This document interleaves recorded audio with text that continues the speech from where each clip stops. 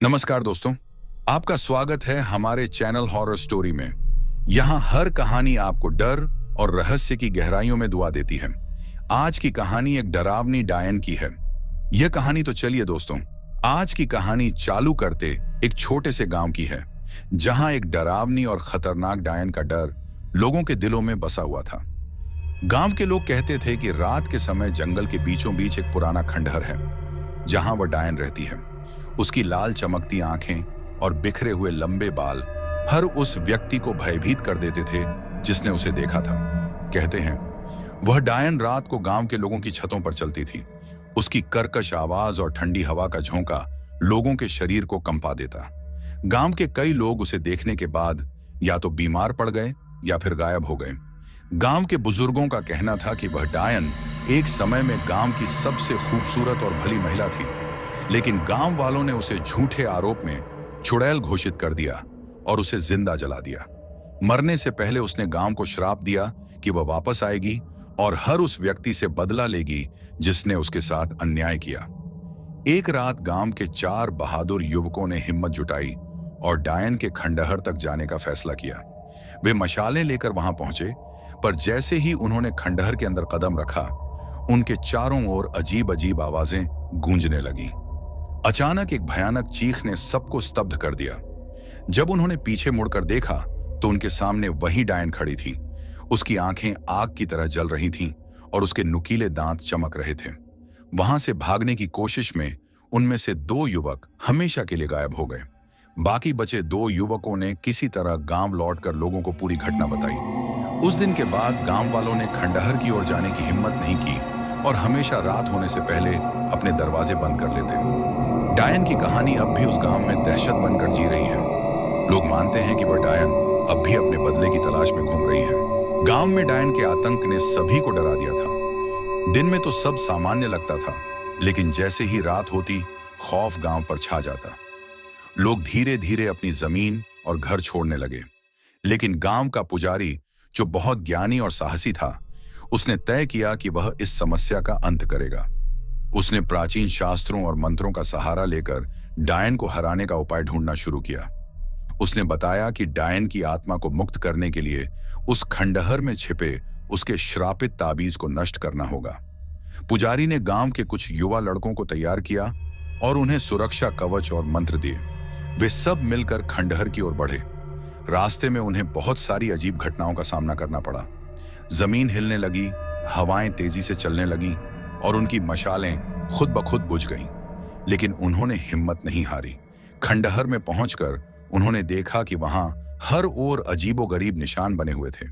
अचानक एक गहरी काली छाया उनके सामने आ गई। वह डायन थी। उसने अपनी डरावनी हंसी से पूरे माहौल को और खतरनाक बना दिया। पुजारी ने तुरंत अपने मंत्रों का उच्चारण शुरू किया।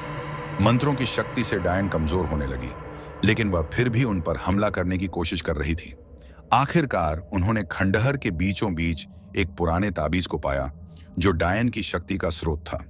जैसे ही ताबीज को जलाया गया, डायन ने एक आखिरी भयानक चीख मारी और वह आग के धुएं में गायब हो गई। उसकी आत्मा ने पुजारी को धन्यवाद दिया और कहा कि वह अब शांति से जा रही है। उस दिन के बाद गांव में शांति लौट आई। खंडहर को मिटा दिया गया और गांव वालों ने वहां एक मंदिर बनाकर उसे पवित्र स्थल बना दिया।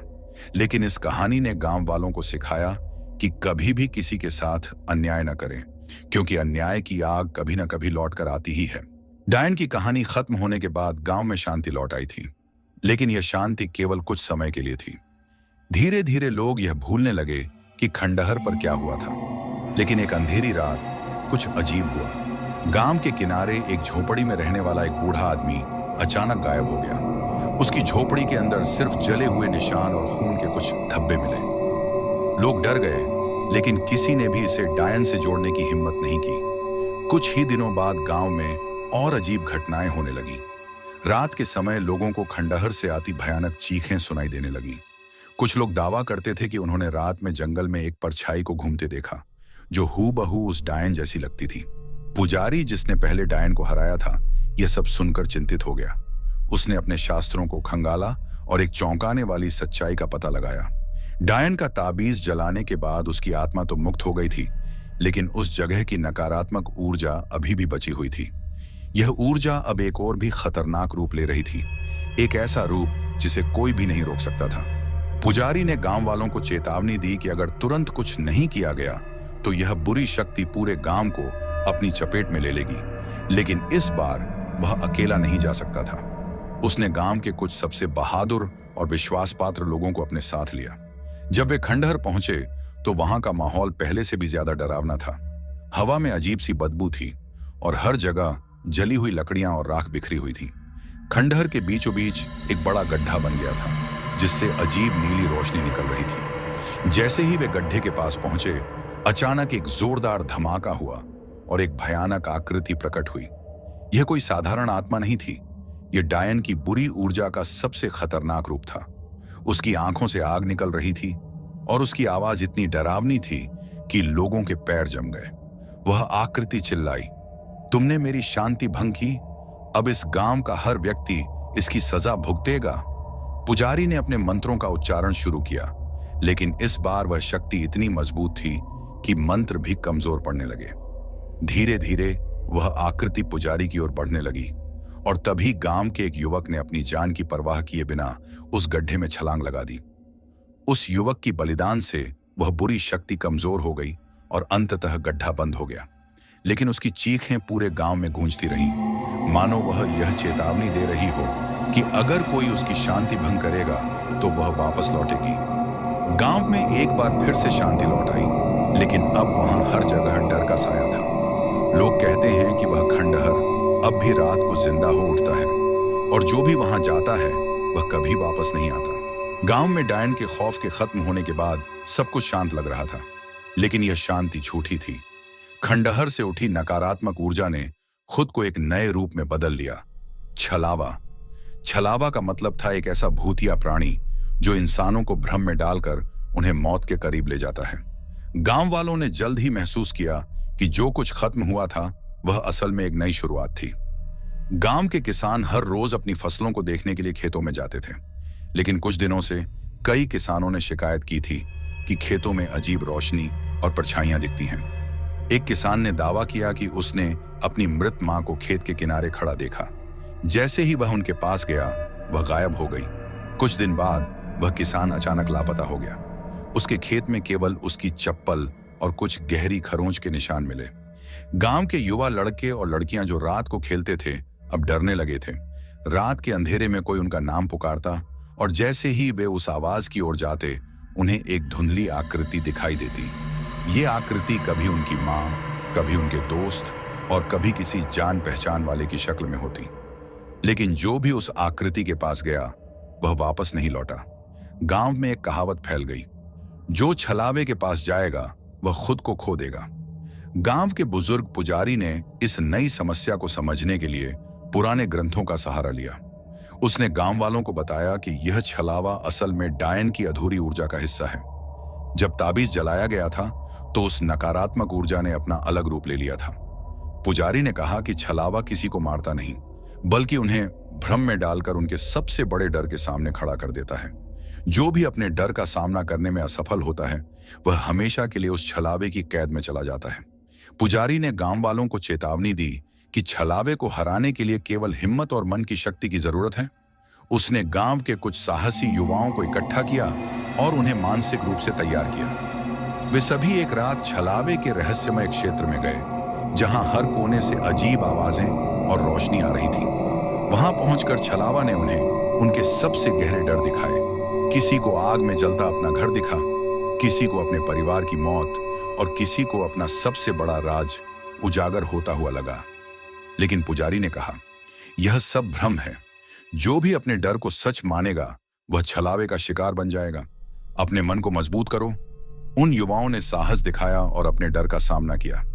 जैसे ही उन्होंने उस भ्रम को नकारा, छलावे की शक्ति कमजोर होने लगी। अंततः वह धुएं में बदलकर गायब हो गया।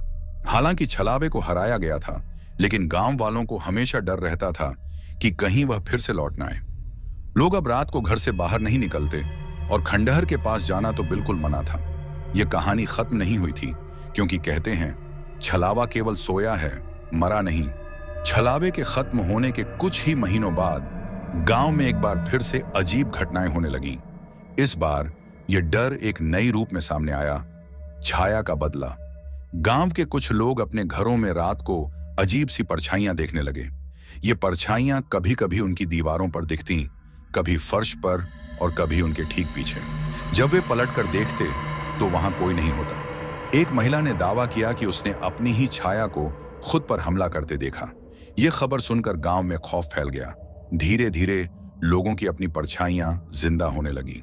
ये परछाइयां दिन में सामान्य लगती थीं, लेकिन जैसे ही रात होती ये अपने मालिकों के खिलाफ खड़ी हो जाती। जो भी अपनी परछाई के जाल में फंसता वह बीमार हो जाता या हमेशा के लिए गायब हो जाता। एक दिन गांव के एक लड़के ने देखा कि उसकी परछाई ने उसके जैसे ही आकार ले लिया और उसे डरावनी हंसी के साथ चेतावनी दी, तुमने जो किया है उसकी सजा तुम्हें जरूर मिलेगी। गांव का पुजारी इन घटनाओं से बेहद चिंतित था। उसने एक बार फिर अपने ग्रंथों और प्राचीन पांडुलिपियों का अध्ययन किया।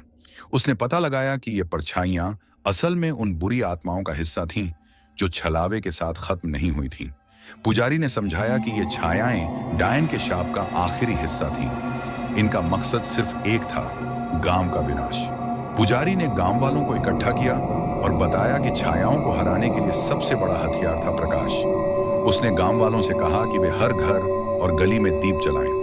अंधेरे को खत्म करना ही छायाओं की शक्ति को कमजोर कर सकता है। गांव वाले हर रात दीपक और मशालें जलाने लगे, लेकिन छायाएं इतनी आसानी से हार मानने वाली नहीं थीं। उन्होंने और ज्यादा खतरनाक रूप लेना शुरू कर दिया। एक रात छायाओं ने गांव के बीचों बीच एक बड़ा रूप ले लिया। एक विशाल धुएं से बनी आकृति। उसकी आवाज गड़गड़ाहट की तरह थी, तुम्हारे दीप और प्रकाश मुझे नहीं रोक सकते। मैं इस गांव को अपनी छाया में डुबो दूंगी। पुजारी ने गांव वालों को आदेश दिया कि वे गांव के मंदिर में इकट्ठा हों। उसने मंदिर की पवित्र अग्नि का उपयोग करने का फैसला किया। पवित्र अग्नि के पास छायाओं की शक्ति नहीं चल सकती थी।